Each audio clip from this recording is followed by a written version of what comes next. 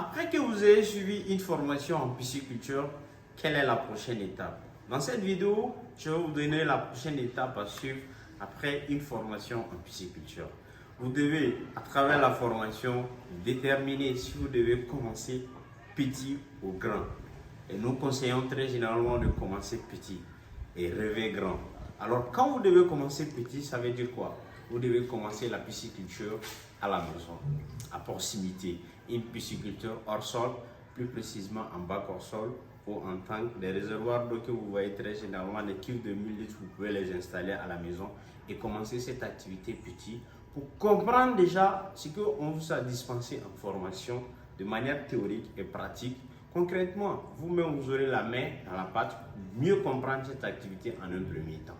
Alors, si vous décidez aussi de commencer grand, là, il va falloir acheter une parcelle. Et ici au Mali, comme vous le savez, ce n'est pas donné à n'importe qui pour acheter un champ. Alors, si vous achetez le champ aussi, il faut carrément une prospection d'un expert, c'est-à-dire quelqu'un qui s'y connaît dans l'activité en question. Alors, cette personne déterminera exactement quelle est l'infrastructure qui va avec les conditions agroécologiques du milieu d'implantation du projet.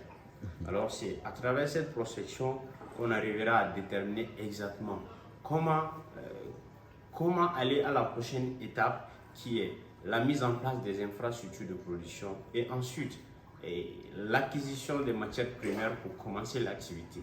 Alors aujourd'hui, je vais me limiter là et dans d'autres vidéos également, je vous donnerai des prochaines étapes à suivre jusqu'à ce que vous maîtrisez cette activité de manière théorique, les informations qui sont liées, ce qu'il faut faire step by step pour mieux comprendre cette activité.